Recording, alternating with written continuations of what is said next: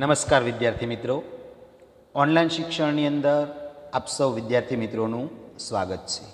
મિત્રો, આજે આપણે ધોરણ 12 વિષય સંસ્કૃતની અંદર અભ્યાસ 4 સંસ્કૃત સાહિત્યનો પરિચય એના વિશે અભ્યાસ કરીશું.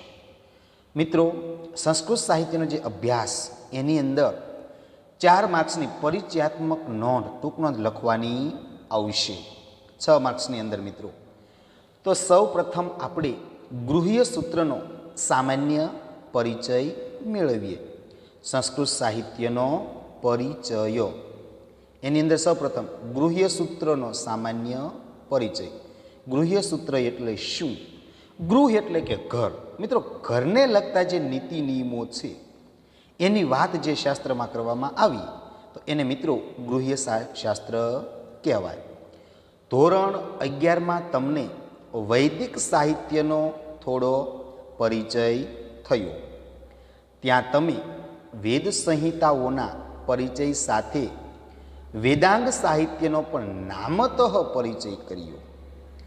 એ માહિતીને સ્મરણમાં લઈને હવે અહીં વૈદિક સાહિત્યનો થોડો વધારે પરિચય મેળવીશું.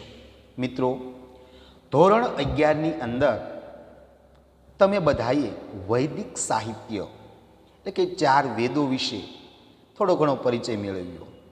ત્યાં તમે વેદ સંહિતાઓની સંહિતા વેદ એટલે કે આપણે 4 વેદો ઋગ્વેદ, યજુર્વેદ અને સામવેદ એ વેદ સંહિતાઓના પરિચયની સાથે વેદાંગો, વેદના 6 અંગો શિક્ષા, કલ્પ, વ્યાકરણ, જ્યોતિષ આ વેદાંગોનો પણ માત્ર આપણે નામનો પરિચય મેળવ્યો. તો એ માહિતીને યાદ કરી અને હવે આપણે વૈદિક સાહિત્યનો થોડો વધારે પરિચય મેળવીશું. વૈદિક સાહિત્યમાં વેદ નામના એક પુરુષની કલ્પના કરવામાં આવી છે. એ પછી જેમ માણસને પોતાની રક્ષા માટે મુખ, નાસિકા એટલે કે નાક, નેત્ર એટલે કે આંખ, સ્ત્રોત એટલે કે કાન અને હસ્ત એટલે હાથ અને પાદ એટલે પગ વગેરે જેવા અંગો છે, તેમ આ વેદ પુરુષની રક્ષા માટે નાસિકા તરીકે શિક્ષા, હસ્ત તરીકે કલ્પ, મુખ તરીકે વ્યાકરણ, શ્રોત તરીકે નિરુક્ત અને પાદ તરીકે છંદ અને નેત્ર તરીકે જ્યોતિષ એમ કુલ 6 અંગો અર્થાત વેદાંગોની રચના કરવામાં આવી છે એમ મનાય છે. આમાંથી જે કલ્પ નામનું વેદાંગ છે તેનો અહીં સંક્ષેપમાં એટલે કે ટૂંકમાં પરિચય કરીશું. મિત્રો, વૈદિક સાહિત્યમાં આ વેદ નામના એક પુરુષની કલ્પના એટલે કે વિચાર કરવામાં આવ્યો કે વેદને એક પુરુષ કલ્પ્યો, એક વ્યક્તિ તરીકે કલ્પના કરી છે. જેમ માણસને જેવી રીતે પોતાની રક્ષા માટે મુખ હોય, નાક હોય, આંખ હોય, કાન હોય, હાથ અને પગ હોય, આંખ હોય, એમ તો એવી જ રીતે આ વેદ પુરુષની રક્ષા માટે નાસિકા તરીકે શિક્ષા, આપણું જે બધું જ્ઞાન છે એમ આ વેદનું નાક શું છે તો કે શિક્ષા, બધું જ જ્ઞાન. હસ્ત તરીકે એટલે કે હાથ તરીકે શું? કલ્પ એટલે કે જે સમયગાળો છે તે. મુખ તરીકે વ્યાકરણ, મિત્રો આપણું જે વ્યાકરણ છે, છંદ, અલંકાર એ બધું જ વ્યાકરણ. શ્રોત તરીકે નિરુક્ત અને પગ તરીકે છંદ અને આંખ તરીકે જ્યોતિષ એમ કુલ 6 અંગો એટલે કે 6 વેદાંગોની રચના કરવામાં આવી છે એમ માનવામાં આવે છે. આમાંથી જે કલ્પ નામનું જે વેદાંગ છે તેનો અહીં આપણે સંક્ષેપમાં એટલે કે ટૂંકમાં અભ્યાસ કરવાનો છે. કલ્પશાસ્ત્રનો પરિચય આપતા કહેવાયું છે કે કલ્પો વેદ વિહિતાનામ કર્મણામ આનુપૂર્વેણ કલ્પશાસ્ત્રમ, અર્થાત વેદમાં રહેલા કર્મોને અનુક્રમે જ્યાં કલ્પિત કરવામાં આવ્યા છે તે કલ્પનાશાસ્ત્ર એ કલ્પ છે. આશય એ છે કે વેદોક્ત કર્મોને કેવી રીતે કરવાના છે એનું ક્રમપૂર્વક આયોજન વિચારવાનું કાર્ય આ કલ્પશાસ્ત્રનો વિષય છે. આના 4 ભાગ છે: શ્રોતસૂત્ર, ગૃહ્યસૂત્ર, ધર્મસૂત્ર અને શુલ્વસૂત્ર. તો મિત્રો, કલ્પશાસ્ત્રનો જે પરિચય આપતા એવું કહેવાયું છે કે કલ્પો વેદ વિહિતાનામ કર્મણામ આનુપૂર્વેણ કલ્પશાસ્ત્રમ, એટલે કે વેદની અંદર કહેલા, આપણે 4 વેદોની અંદર કહેલા કર્મો જે કામો છે એને અનુક્રમે એટલે કે ક્રમપૂર્વક જ્યાં કલ્પિત કરવામાં આવ્યા, કે જ્યાં વિચારવામાં આવ્યા છે, તો એને મિત્રો શું કલ્પનાશાસ્ત્ર કલ્પ કહેવાય છે. કલ્પ અથવા કલ્પનાશાસ્ત્ર એટલે શું?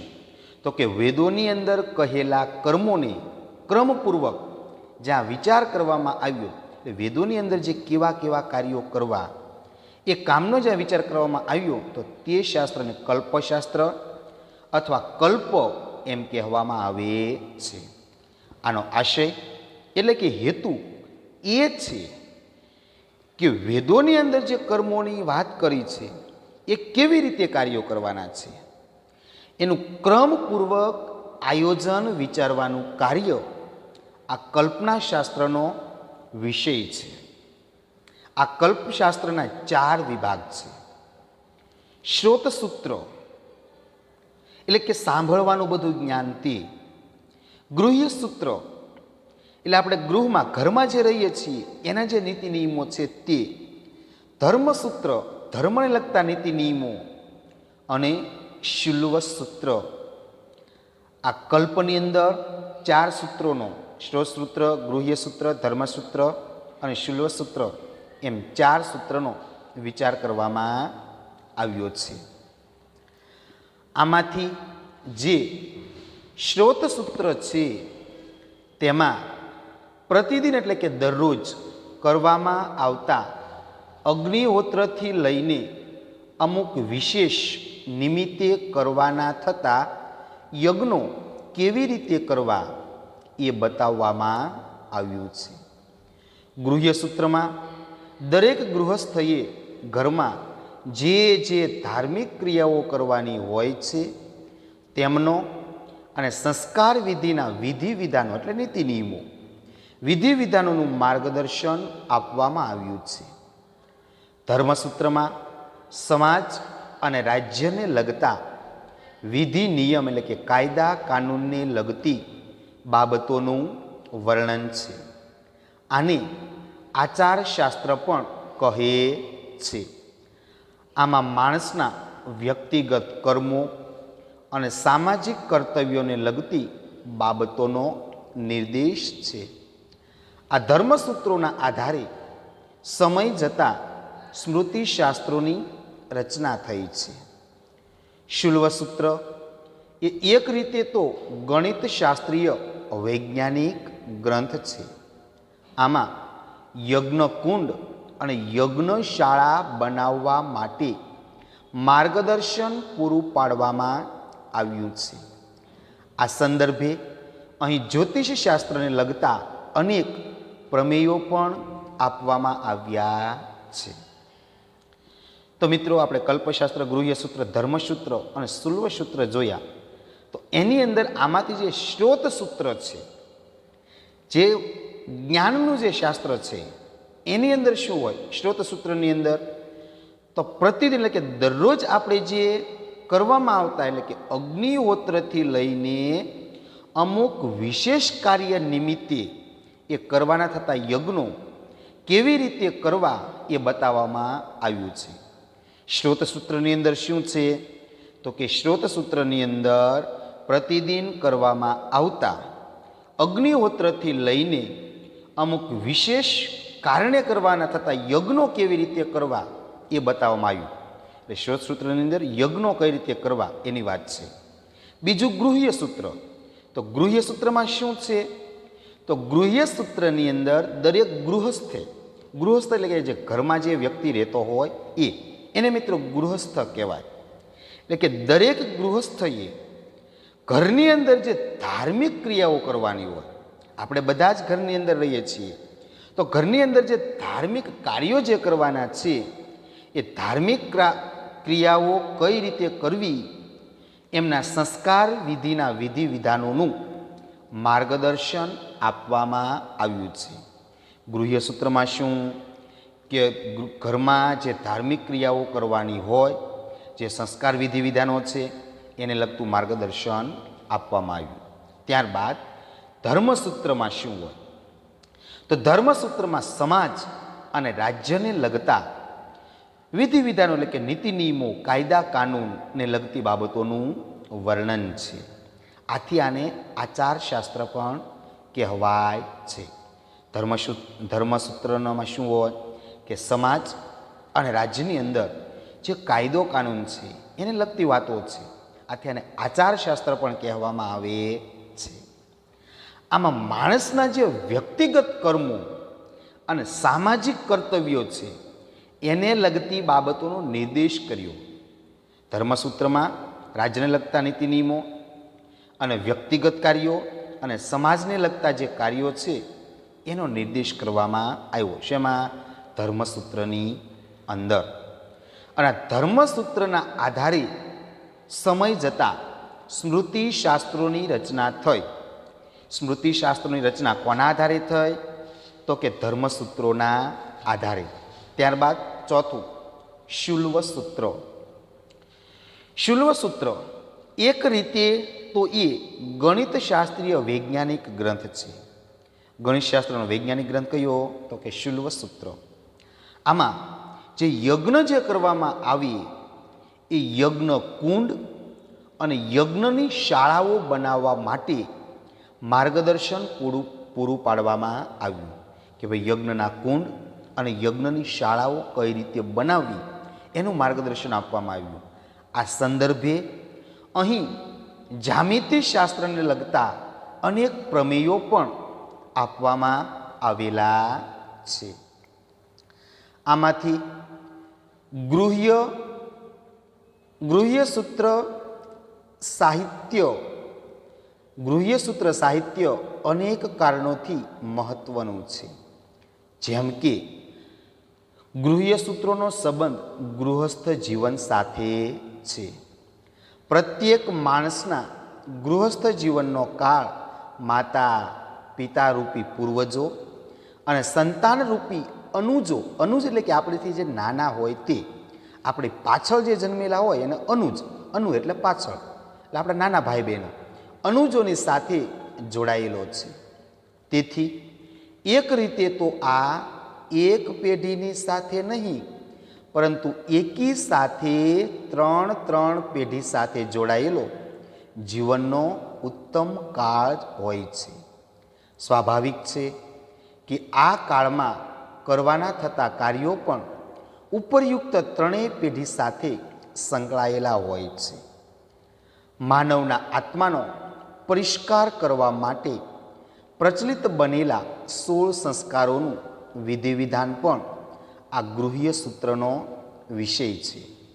વિવાહ, ઉપનયન અને અંત્યેષ્ટિ એટલે કે મૃત્યુ સમયે જે ક્રિયા કરવામાં આવે તે વગેરે જેવી ક્રિયાઓમાં આજે પણ જે એકરૂપતા દેખાય છે ત્યાં ગૃહ્ય સૂત્રના પ્રતાપે છે.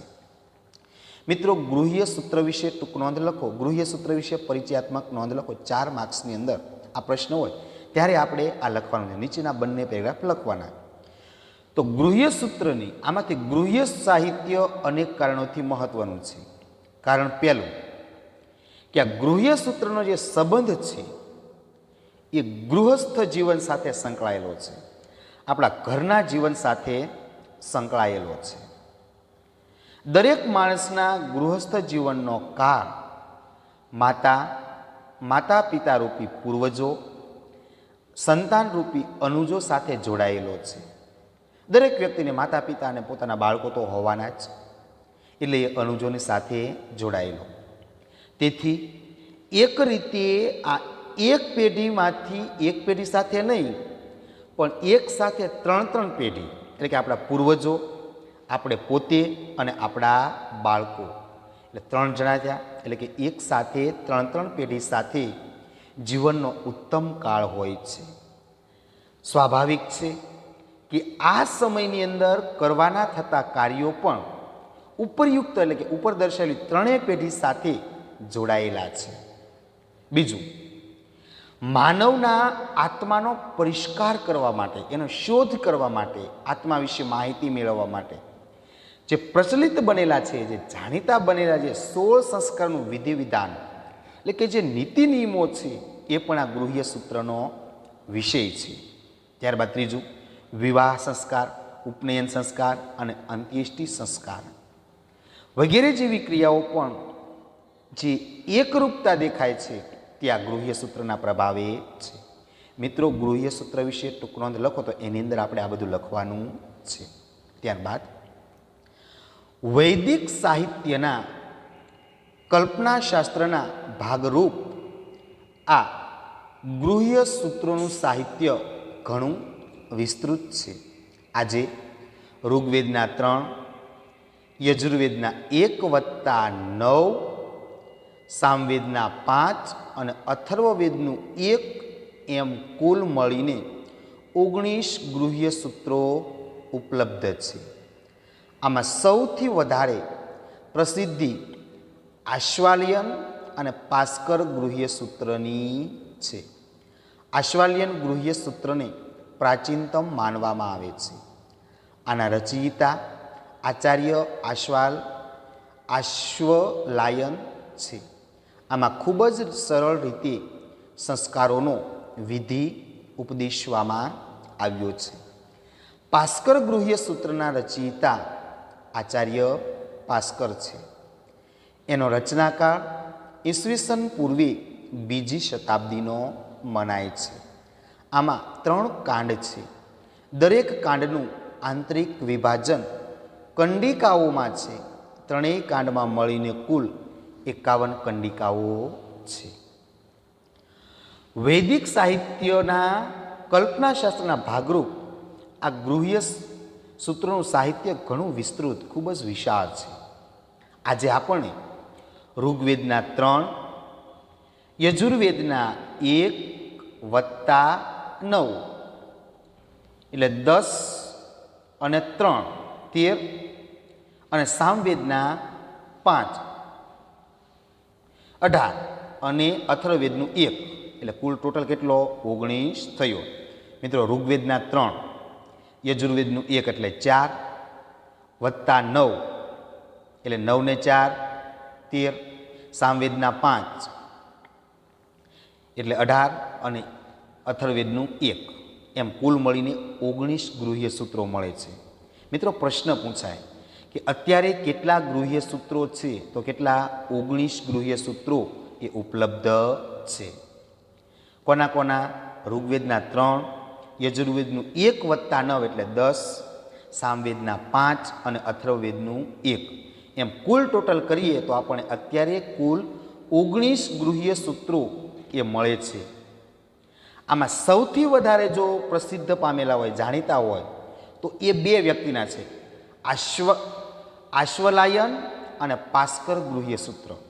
સૌથી જાણીતા ગૃહ્ય સૂત્ર કયા છે? તો આશ્વાલ્યન અને પાસ્કર ગૃહ્ય સૂત્ર. આશ્વાલ્યન ગૃહ્ય સૂત્રને સૌથી પ્રાચીન માનવામાં આવે. સૌથી પ્રાચીન ગૃહ્ય સૂત્ર કયું? તો કે આશ્વલાયન. હવે આના રચયિતા કોણ છે આશ્વલાયનના? તો કે આચાર્ય આશ્વલાયન. કેટલું નામ શું પડ્યું? આશ્વલાયન ગૃહ્ય સૂત્ર.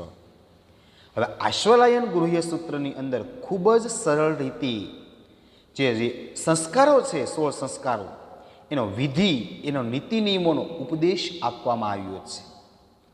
ત્યારબાદ પાસ્કર ગૃહ્ય સૂત્રના રચયિતા કોણ છે? આચાર્ય પાસ્કર. અને એનો રચનાકાળ ઈસવીસન પૂર્વે 2જી શતાબ્દી એટલે કે સદીનો મનાય છે. આમાં 3 કાંડ એટલે કે 3 ભાગો છે. અને આ દરેક કાંડની એ આંતરિક અંદરો અંદર પણ વિભાજન કરવામાં આવેલું છે અને એને કહેવાય કંડિકાઓ. આ વિભાગની અંદર જે વિભાગ હોય એ કંડિકાઓમાં, અને ત્રણેય કાંડમાં મળી અને કુલ 51 કંડિકાઓ છે. તો મિત્રો, આ ગૃહ્ય સૂત્રમાંથી પ્રશ્ન એમ પૂછાય કે અત્યારે કેટલા ગૃહ્ય સૂત્રો ઉપલબ્ધ છે? તો કે 19. અત્યારે કયા સૌથી પ્રસિદ્ધ છે? તો કે આશ્વાલ્યન ગૃહ્ય સૂત્ર અને બીજું છે ભાસ્કર ગૃહ્ય સૂત્ર. એના રચિતા કોણ? એ નામ પરથી, બંનેના લેખકોના નામ પરથી, આશ્વાલન અને ભાસ્કર.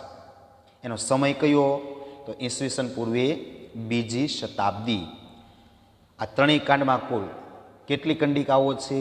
તો કે 51 કંડિકાઓ છે. મિત્રો, આવા નાના નાના પ્રશ્નો આપણે 2 માર્ક્સની અંદર બોર્ડની અંદર પૂછવામાં આવે છે, એટલે ધ્યાન રાખજો. તો મિત્રો, અહીંયા આપણે આ જે ગૃહ્ય સૂત્ર છે એનો સામાન્ય પરિચય મેળવ્યો. મિત્રો, ગૃહ્ય સૂત્ર વિશે પરિચયાત્મક નોંધ લખો તો એની અંદર આપણે એટલું આ 4 માર્ક્સની અંદર લખવાનું છે. ત્યારબાદ મિત્રો, રામાયણનો પરિચય આપો અને એનું કથાનક જણાવો, એવી રીતે પ્રશ્ન હશે. એ પણ મિત્રો 4 માર્કની અંદર હશે. તો આપણે હવે રામાયણની કથા વસ્તુ જોઈએ. રામાયણનો પરિચય આપો. સ દૂષણાપી નિર્દોષા સ ખરાપી સુકોમલા નમસ્તસ્મે કૃતાયેન રમ્યા રામાયણી કથા. રામાયણનો પરિચય આપો. તો કે સ દૂષણા,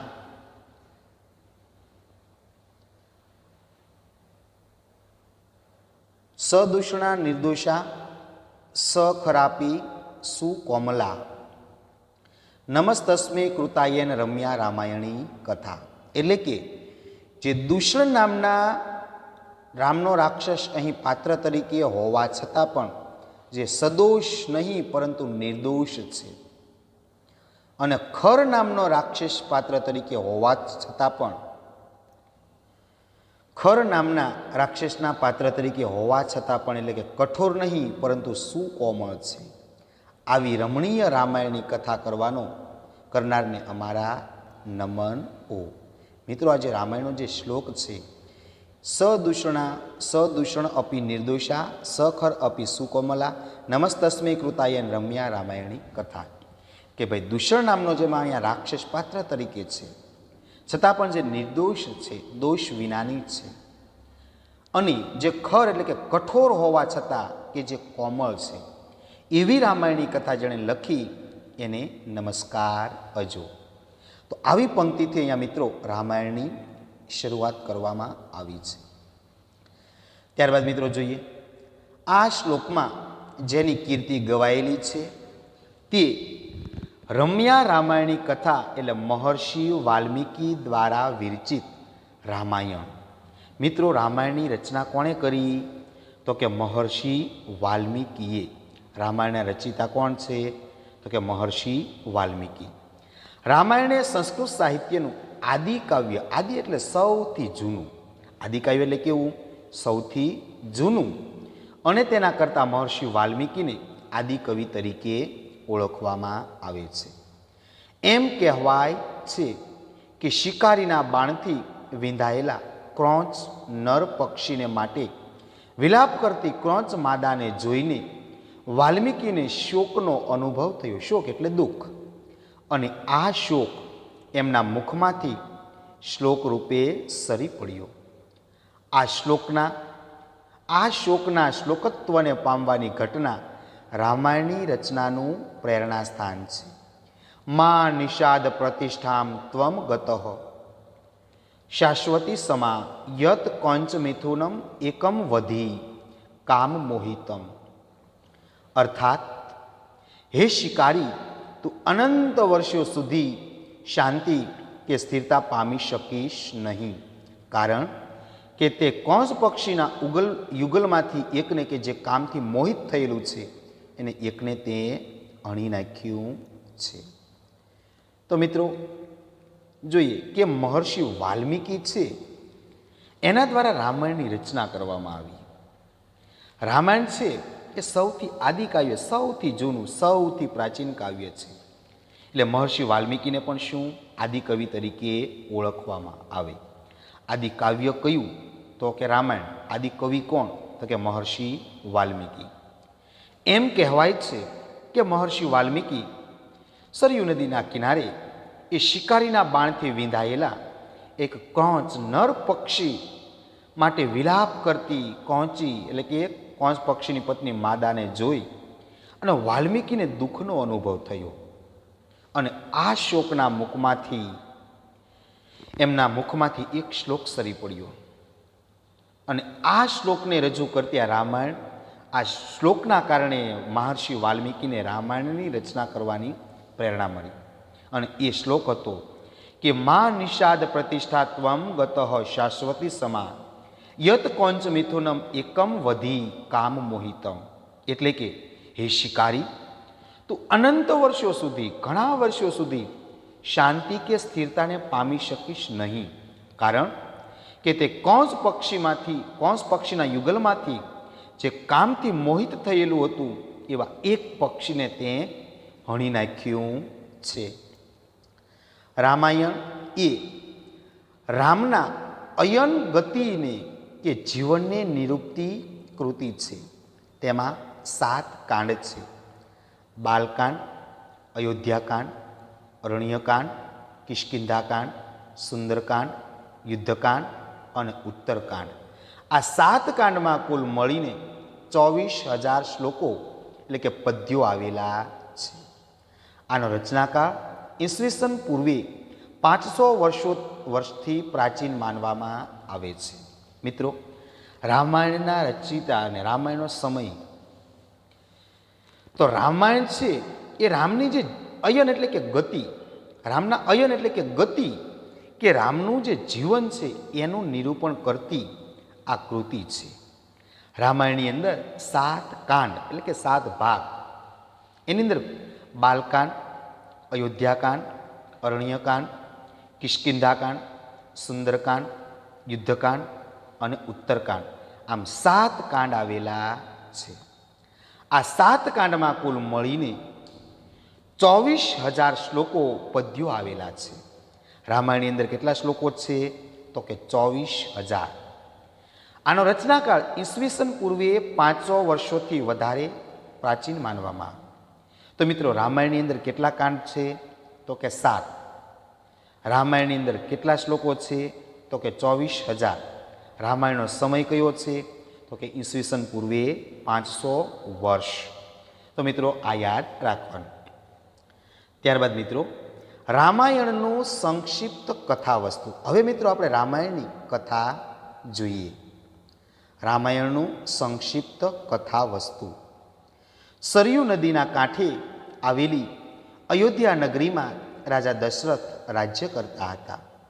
તેમને 3 રાણીઓ હતી: કૌશલ્યા, સુમિત્રા અને કૈકેયી.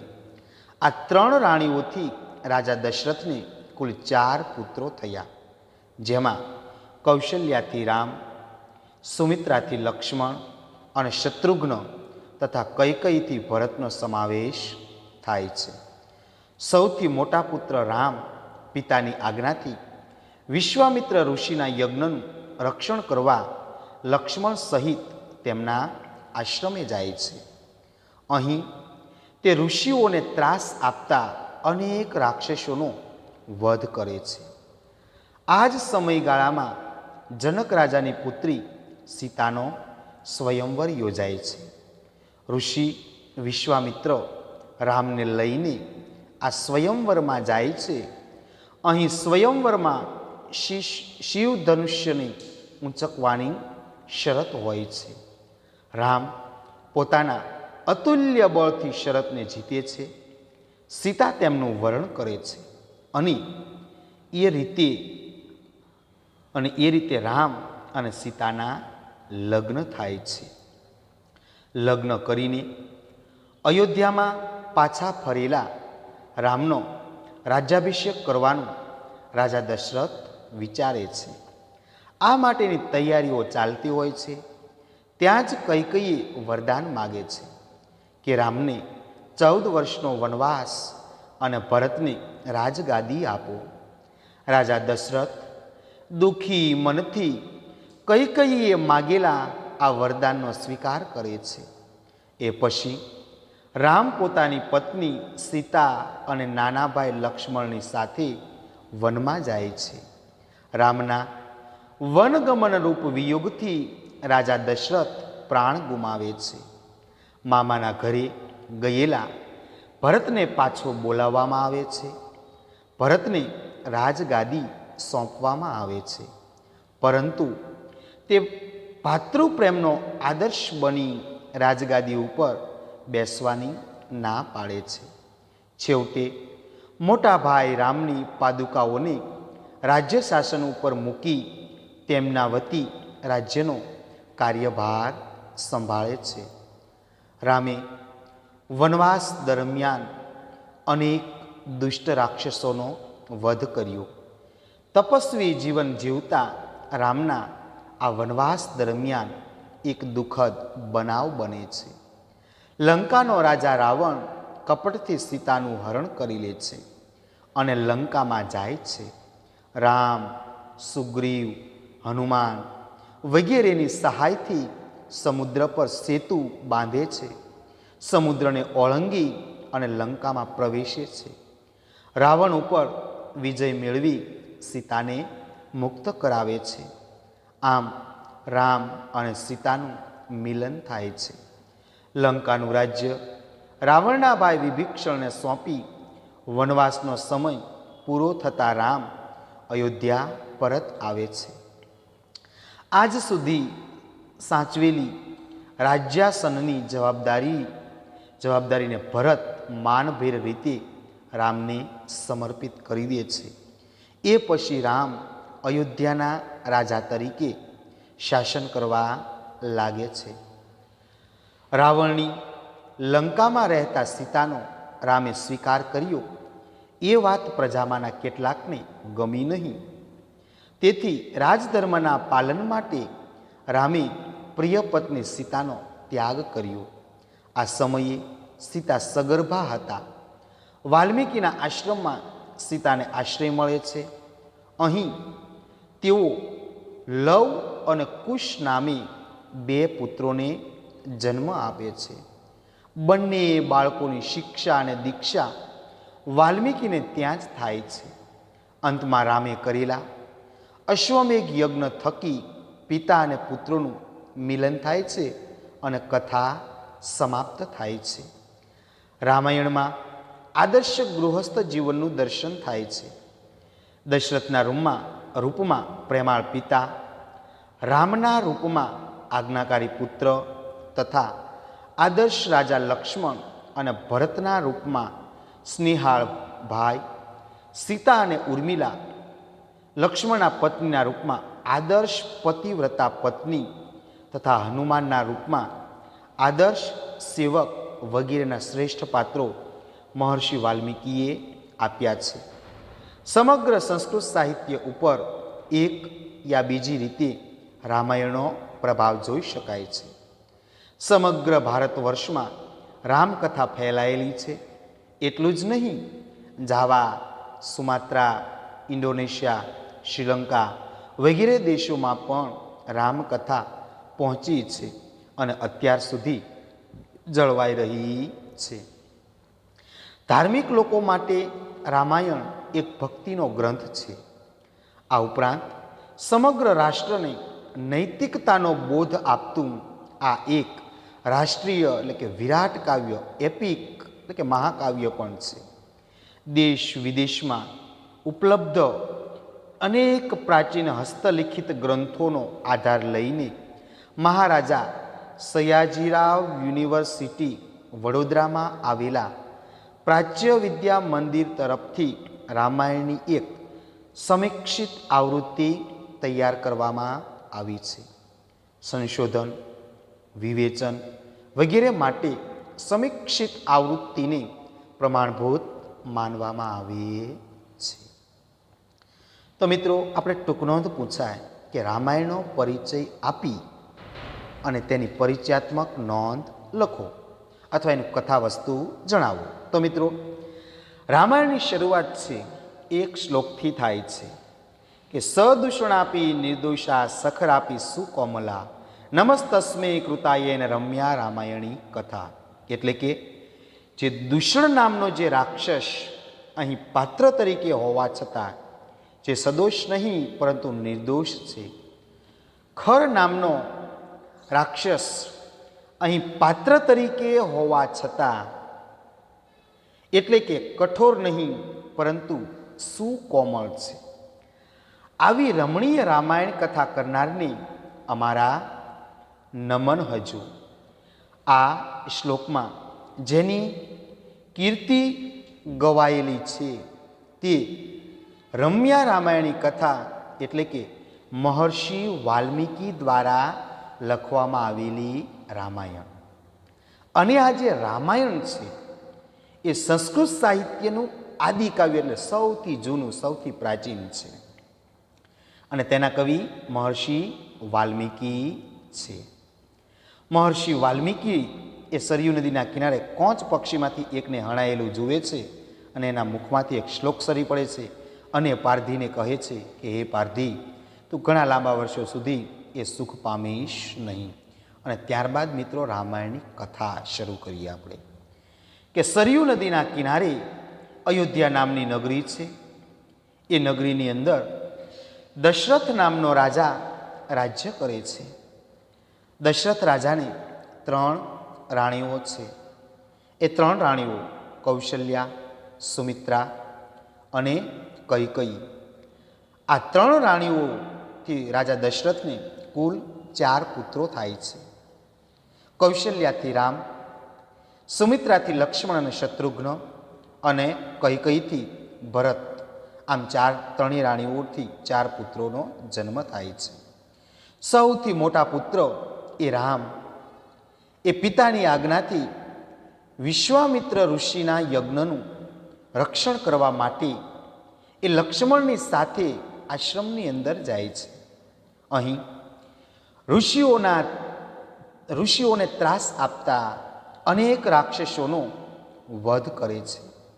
આ જ સમયગાળા દરમિયાન જનક રાજાની પુત્રી સીતાનો સ્વયંવર યોજાય છે. ઋષિ વિશ્વામિત્રને આમંત્રણ હતું એટલે વિશ્વામિત્ર રામને લઈ અને સ્વયંવરની અંદર જાય છે. અહીં સ્વયંવરની અંદર જે શિવધનુષ્યને ઊંચકવાની એક શરત હતી, બધા જ રાજાઓ શિવધનુષ્યને ઊંચકવાનો પ્રયત્ન કરે પણ કોઈથી એ શિવધનુષ્ય ઊંચકતું નથી. અંતે રામ પોતાનામાં જે અતુલ્ય બળ જે રહેલું છે એ અતુલ્ય બળથી એ શિવધનુષને ઊંચું કરે અને શરત જીતી જાય છે. અને સીતા રામનું વરણ કરે એટલે રામ અને સીતાના લગ્ન થાય છે. લગ્ન કરી અને અયોધ્યાની અંદર પાછા ફરેલા રામનો રાજ્યાભિષેક કરવાનું રાજા દશરથ વિચારે છે. આ માટેની તૈયારી ચાલતી હોય છે. ત્યાં જ કૈકેયી વરદાન માગે છે કે રામને 14 વર્ષનો વનવાસ અને ભરતને રાજગાદી આપો. રાજા દશરથ દુઃખી મનથી કૈકેયીએ માગેલા વરદાનનો સ્વીકાર કરે છે. એ પછી રામ પોતાની પત્ની સીતા અને નાના ભાઈ લક્ષ્મણની સાથે વનમાં જાય છે. રામના વનગમન રૂપ વિયોગથી રાજા દશરથ પ્રાણ ગુમાવે છે. દશરથનું મૃત્યુ થાય છે. મામાના ઘેરે ગયેલા ભરતને પાછો બોલાવવામાં આવે છે. ભરતને રાજગાદી સોંપવામાં આવે છે.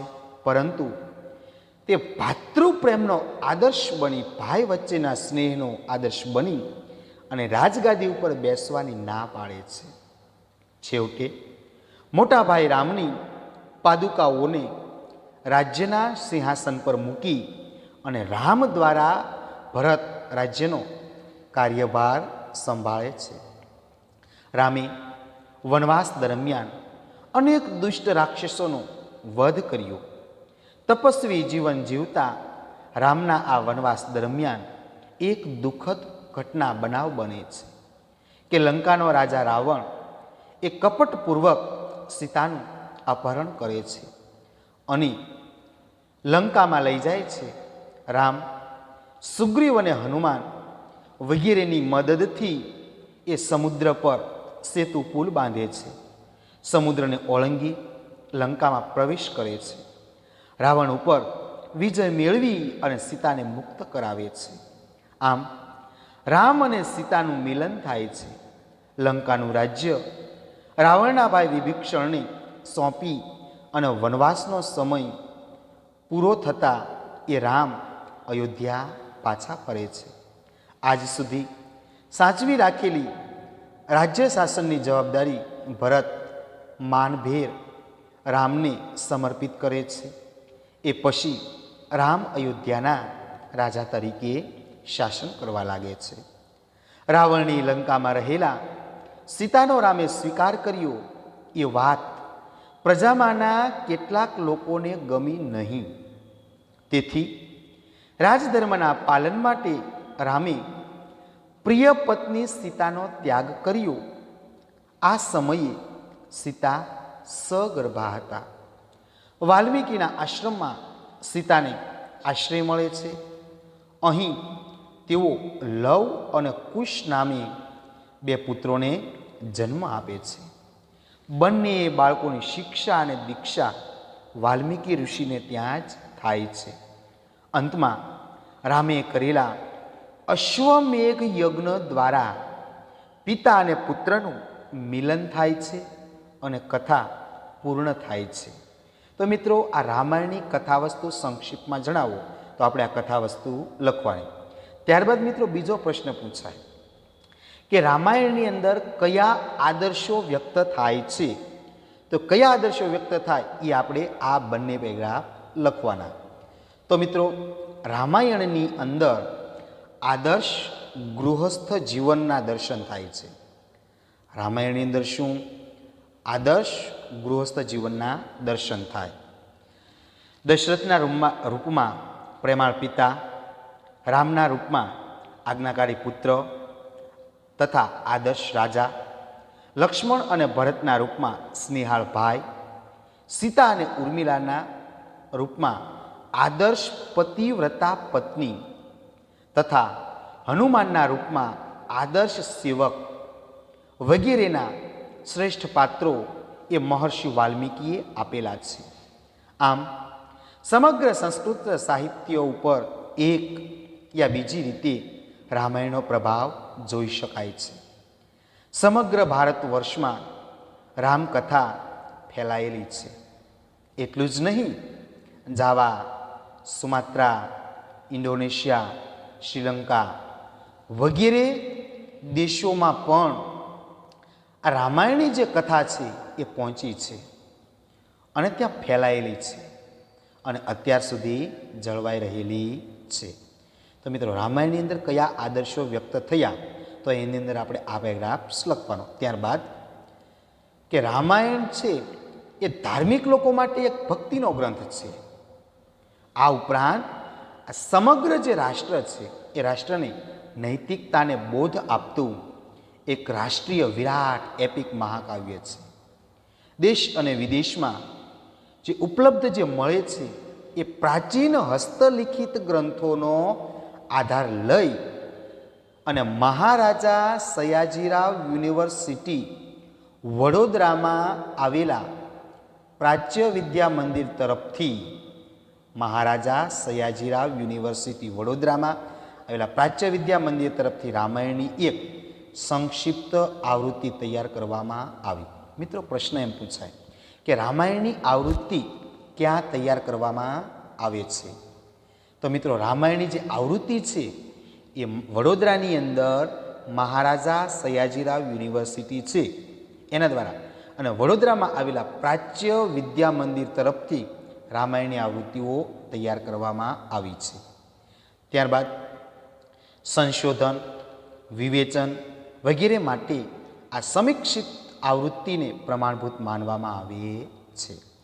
તો મિત્રો, આપણે પ્રશ્ન તરીકે રામાયણ વિશે સંક્ષિપ્ત માહિતી આપો અથવા રામાયણનું કથાવસ્તુ તમારા શબ્દોમાં વર્ણવો. અથવા બીજો પ્રશ્ન, રામાયણના જીવન કવન વિશે લખી અને રામાયણની અંદર કયા આદર્શો વ્યક્ત થયા તે સમજાવો. કયા આદર્શો વ્યક્ત થયા એમ કહે તો મિત્રો આ છેલ્લા બંને પેરાગ્રાફ લખવાના. કથા વસ્તુ કહે તો આપણે આ જે રામાયણની જે સ્ટોરી છે એ લખવાની.